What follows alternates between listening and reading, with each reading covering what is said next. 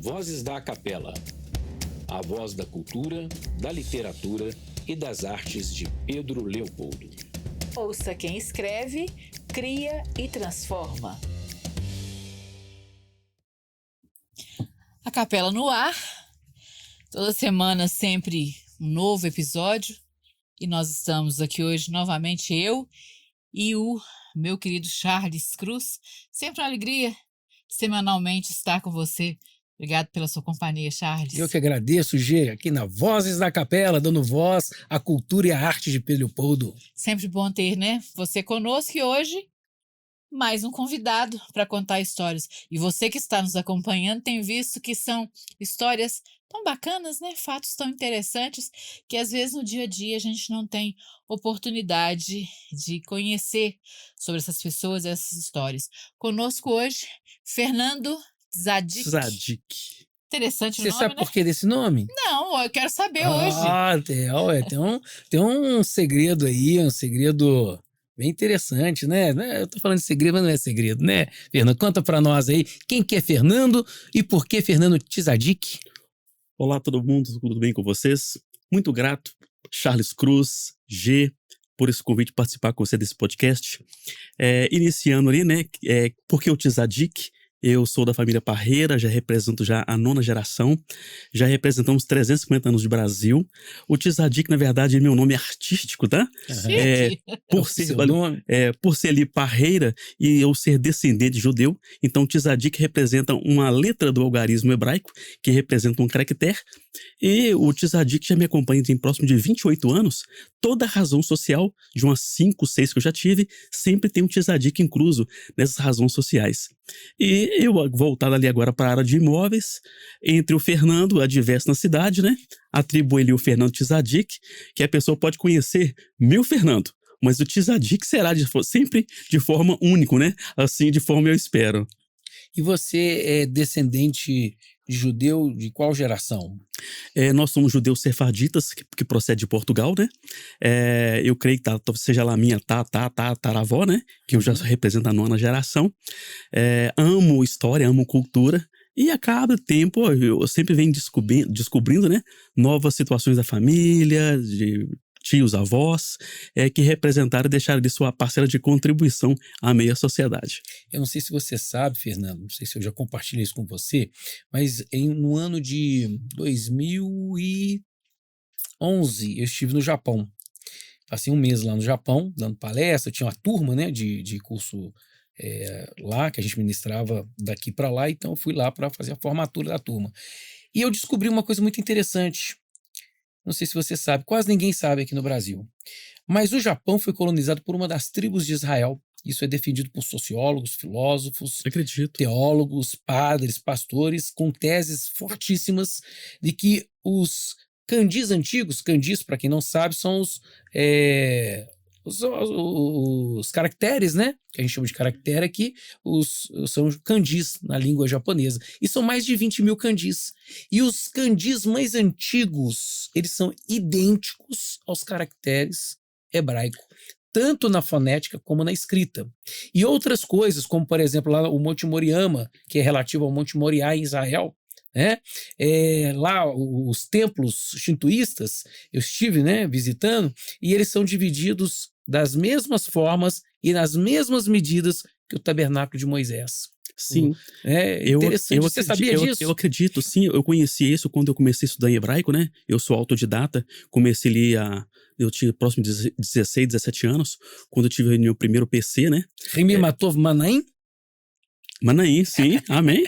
E comecei a pesquisar, né? Estudar um pouco o idioma hebraico. Tudo não tinha muito as informações muito abertas que a gente tem hoje, né?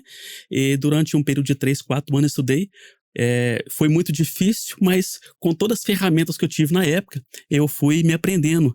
Ainda aquilo que eu leio, que eu escrevo, eu ainda soletro, tenho dificuldade, porque alguns pontos na gramática em Israel, porque não existe somente consoantes, não tem vogais na escrita. Então, os massoretas, 700 anos depois de Cristo, foram lá e pontuaram as consoantes para ter as vogais, para ficar mais fácil a compreensão da escrita, da leitura. E com isso, um pequeno ponto em cima da letra Shin, que representa o H, eu demorei um ano para entender. Eu tive que, de forma a observar a leitura para conseguir eles ter um melhor aprendizado tudo isso. Que bacana, hein? Você que nos acompanha aí, tá vendo? Quanta cultura É muita cultura. nós temos aqui também no Voz da Capela. Olha. Coisa impressionante.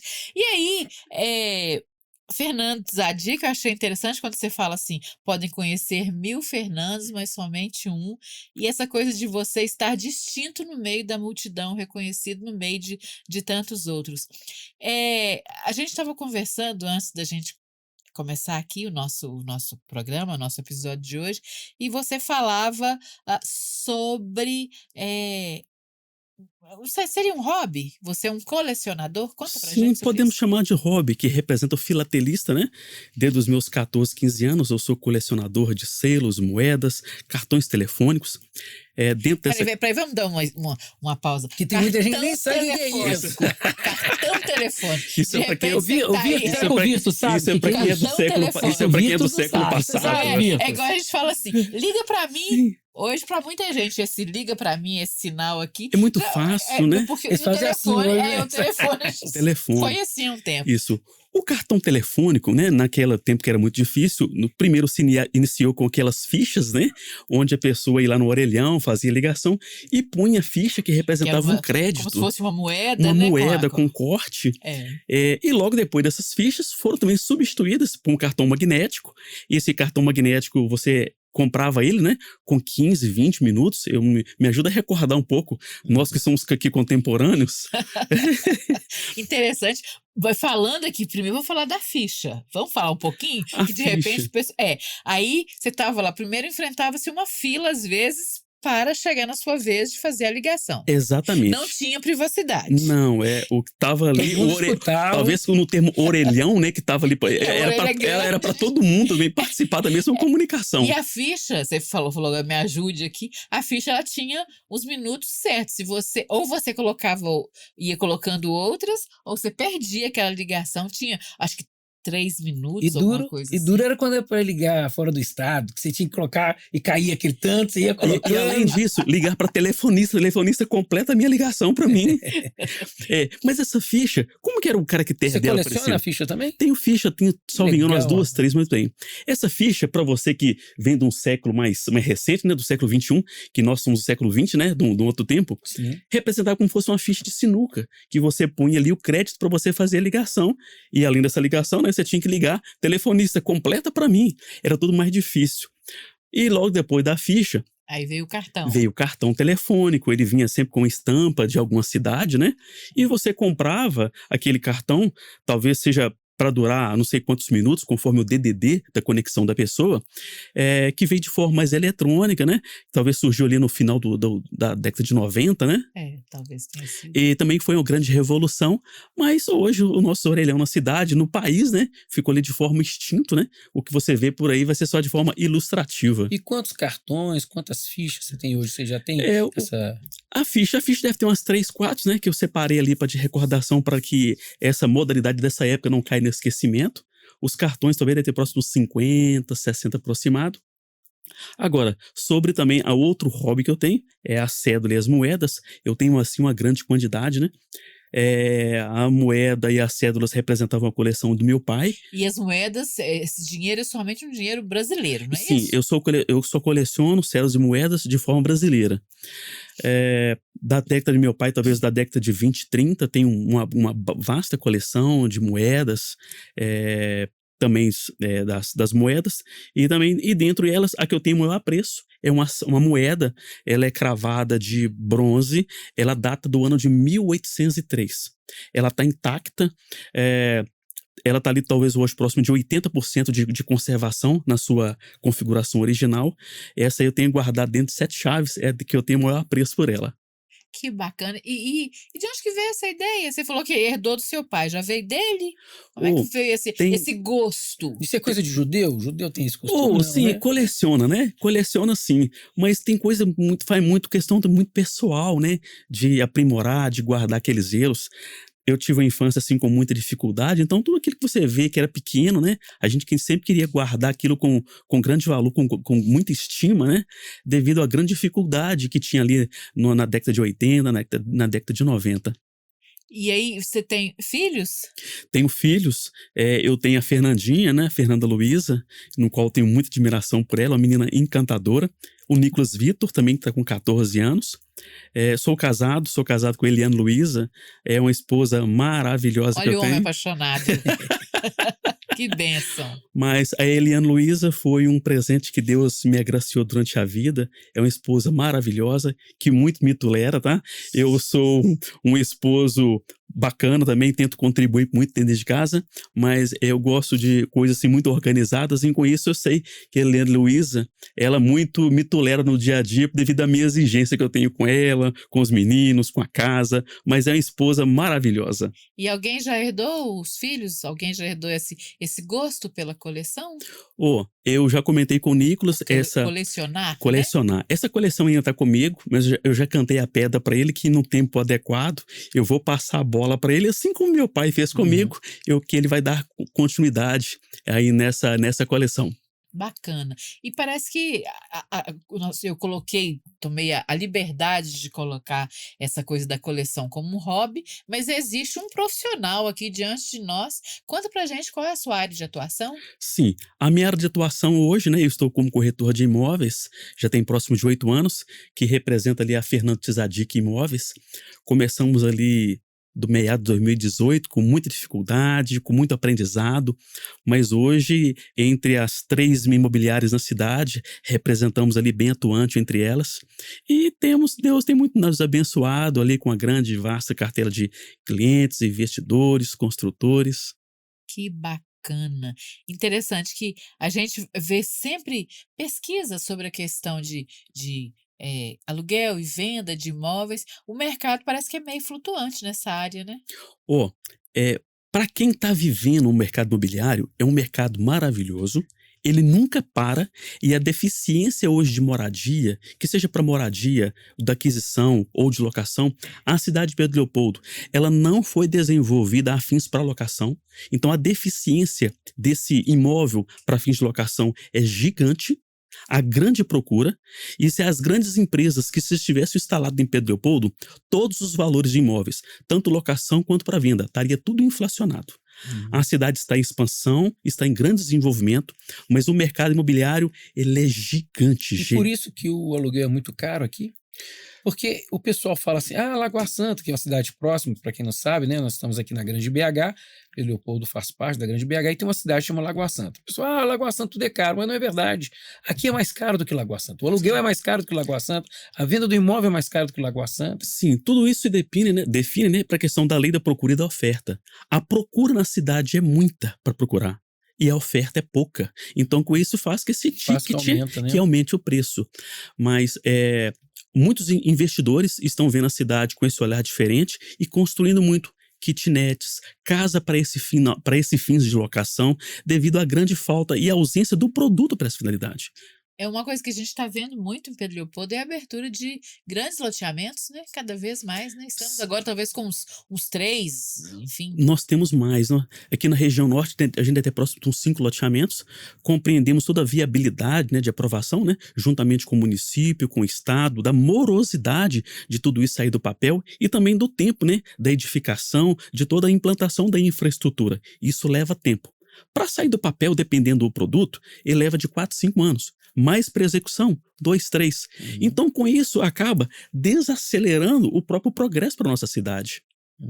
Eu não sei se você vai concordar comigo, Fernando, mas eu vejo que a sua área de vendas, né? Porque você, na área imobiliária, você não é só com locação, você vende também, né? Sim, nós trabalhamos com compra, venda, colocação e também com avaliação de imóveis. Pois é. Então eu vejo isso também, de certa forma, como uma arte, porque vender é uma arte, né?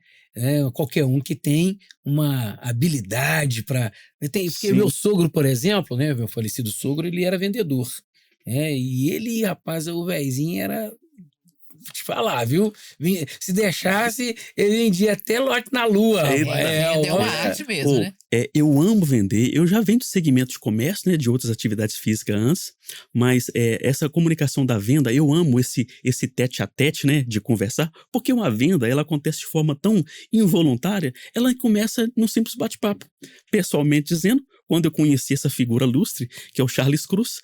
Conhecemos na rua, começamos a conversar um telefonema, ele me explicou um pouco da necessidade e demanda que ele tinha da locação, iniciou aí esse pé de conversa e amizade, esse amigo aí que a vida me deu e que eu tenho muita admiração por você, viu, professor? Obrigado. E falar em arte, né? Dessa arte de comunicação, de venda, porque eu em particular vejo como uma arte, né? Porque é uma arte de comunicar, de você conseguir realmente fazer a venda de um produto, né? Eu sei que você tem também algo a mais, não apenas, se é que a gente pode dizer apenas, né? Mas além da área imobiliária, além de eu ser um colecionador, eu sei que você também tem mais coisas para nos apresentar como associado da Capela da Academia Pedro Leopoldense de Letras e Artes. Conta pra gente quais são seus projetos, o que você almeja, o que você está projetando, né, dentro aqui da Academia Pedro Leopoldense de Letras e Artes. Exatamente, G. Quando eu conheci o Charles Cruz, ele comentou um pouco da caminhada dele, inclusive ele me apreciou com uma literatura que chama Cobertura Cristã. Ele me concedeu e falou assim: Fernando, esse livro foi eu que escrevi. Esse foi o meu 4º livro. E com isso me acendeu uma luz e falou assim: poxa, por que toda a experiência de vida que eu já tive, por que eu ponho isso no papel? Então, a mola propulsora, eu me espelho, vou dizer com toda a propriedade, é em você, tá? Você é meu espelho que me acendeu essa luz, por assim, poxa, de toda a situação que eu vivi, eu quero agora pegar toda essa experiência e colocar no papel. Eu dei ali como uma data marco, que representa a data de aniversário do meu pai, que é 11 de agosto de 40, e que no ano passado eu, de forma oficial, inclusive comentei com ele, que é devido ao grande respeito e admiração que eu tenho pro meu pai, eu dei a data marco para me escrever o meu livro. Opa! O título dele representa Salvo pela Graça e com o subtítulo Diário de um Suicida. É forte, tá? É forte, G. É forte. Tem uma experiência bem interessante para compartilhar. Nos meus 23 anos, eu programei meu suicídio durante 6 meses. 6 meses eu programei meu suicídio. Nessa idade de 23 anos, eu já tinha tudo que um homem de 50 queria. Mas o vazio era tão grande, que eu comecei a alimentar, eu comecei a dar comida pro lobo mau, e aquilo foi se alimentando muito. E o lobo bom eu fui deixando de lado, e esse lobo mau ele foi tomando conta de mim a cada período, até a ponto de eu fazer seguros de vida caro. Eu vou contar aqui só uns pequenos tópicos desse livro, que já tem muita coisa já escrita. Eu estou agora fazendo ali a dramatização, a correção, romantizando um pouco essa literatura. Inclusive, conto muito ali com o seu apoio para a gente fazer algumas correções, para a gente possa rodar. Espero que talvez seja esse ano ainda, 2026. Estou esperançoso por isso. E com isso, nos meus 23 anos, eu programei o suicídio 6 meses. Fiz seguros de vida muito caro. Com base nisso, até que chegou o dia que o próprio mal dizia tudo para mim, como eu deveria fazer, do seguro de vida, que era para deixar o meu pai e a mãe muito bem. Mas hoje eu falo com propriedade. Todas as pessoas que têm muitos conflitos internos, elas estão mesmo propício a acontecer os mesmos fatos que acontecia comigo. Porque as brigas e os conflitos internos, as duas vozes eram muito grandes dentro de mim. E com isso até que chegou o dia. Eu me programei, o mal determinava sempre o dia e a hora para mim acontecer, e isso aconteceu, até que chegou o domingo, 6 horas da tarde.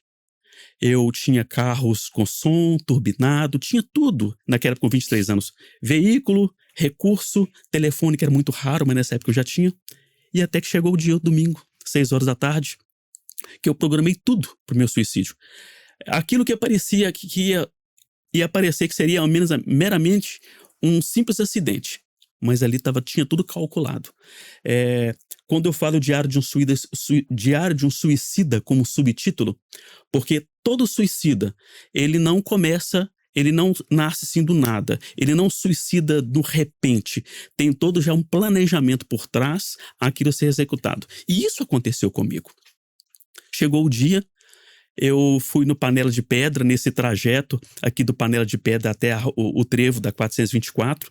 Eu fiz esse caminho durante 4 vezes. Quando chegou na última vez que eu descendo do Panela de Pedra para passar ali naquela cava do Posto 1000, aquela cava de pedra, Uhum. ali essa força ruim que falava comigo, ali ele terminou comigo. Fernando, joga o seu carro na contramão, e eu a 170 km/h. Joga o seu carro na contramão, porque hoje, nesse momento, vai ser o seu fim. E me dizia assim, é melhor que você morra jovem do que você morrer idoso. Mas isso é mentira, tá? Viver é muito bom, né? Viver é maravilhoso, Viver é muito é bom. muito bom.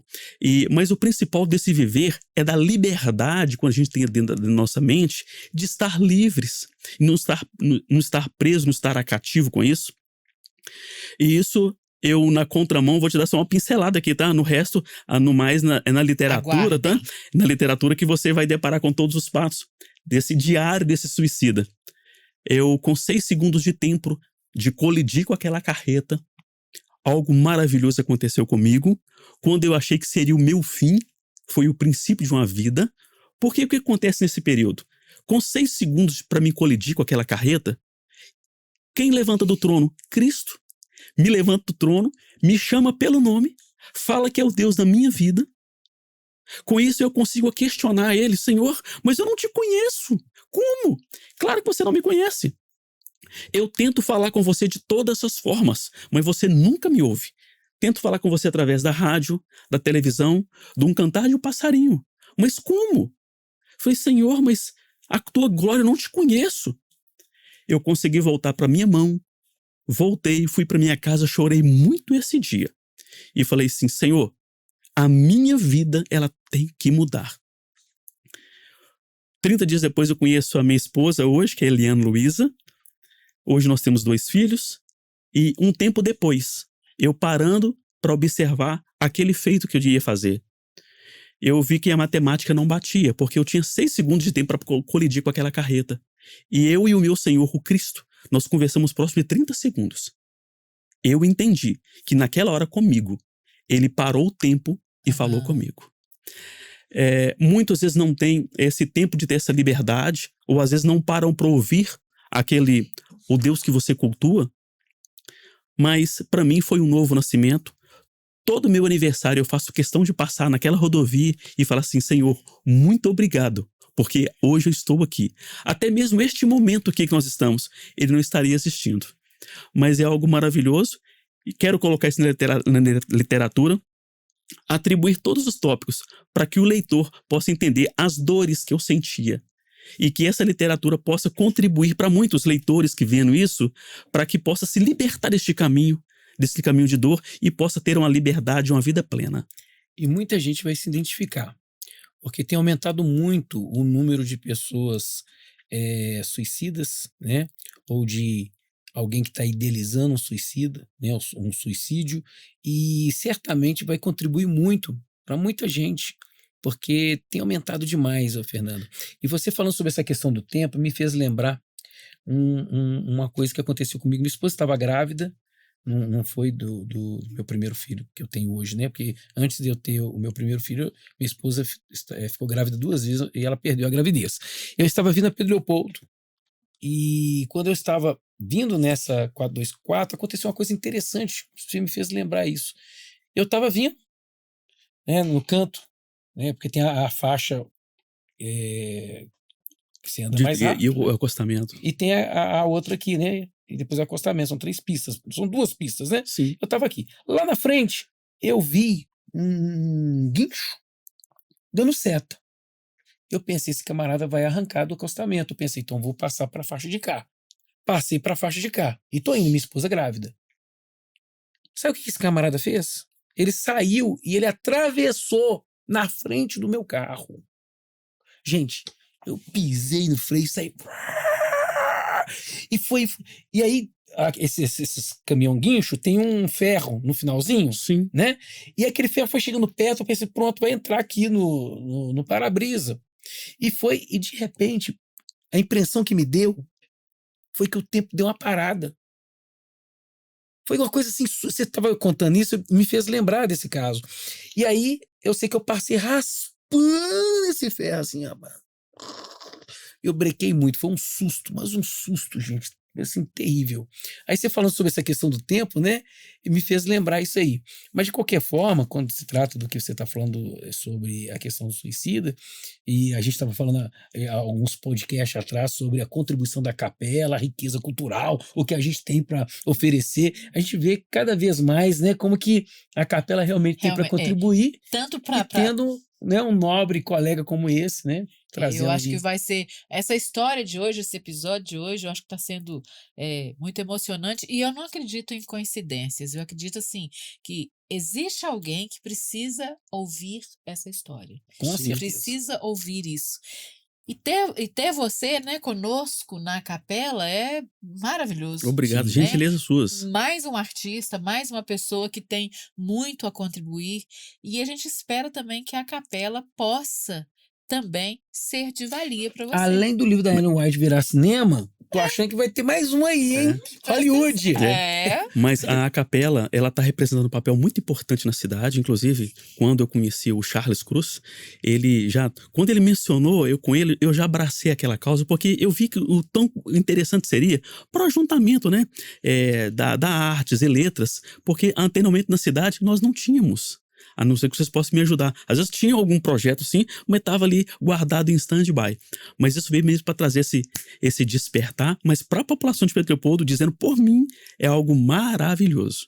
Que bacana, que bom ter você conosco aqui hoje, ter você conosco na capela, e a gente espera que você tenha cada vez mais sucesso na sua vida profissional, na sua vida pessoal, nessa paixão com a família, porque o olhinho brilha, né?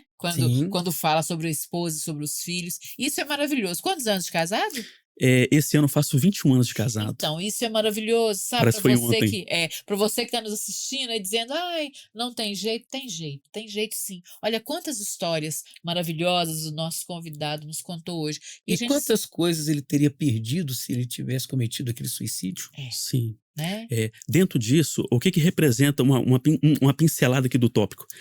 Portas de contaminação que nós, seres humanos, deixamos aberto para que esse mal venha se alojar. Pode ser a partir da visão, do pensamento, do olhar, do ouvido. Então, todo ser humano ele tem 7 portas de contaminação. É impossível que ele feche ela para que mantenha ali uma santidade e essa liberdade interiormente. Bacana. Fernando, eu tenho uma pergunta para te fazer. Diga, quando professor. Você pensa daquela data, que você tinha 23 anos de idade, que você iria cometer um suicídio. E quando você pensa, não vou te perguntar a sua idade agora, se bem que não tem problema, né? Não, nós somos do século passado. Esse ano eu completei 49 anos. Pronto. 49 anos. Quando você pega de 23 anos até hoje, nos seus 49 anos, te dá um frio na barriga de pensar que você podia ter suicidado e você teve coisas boas depois disso? Você teria perdido muitas coisas? Teria perdido muita coisa. Inclusive, este momento nós estamos aqui. São coisas bacanas. Eu gosto muito de valorizar coisas simples da vida, que são prazerosas. Um simples cafezinho onde tem um bate-papo, isso é coisa prazerosa para mim.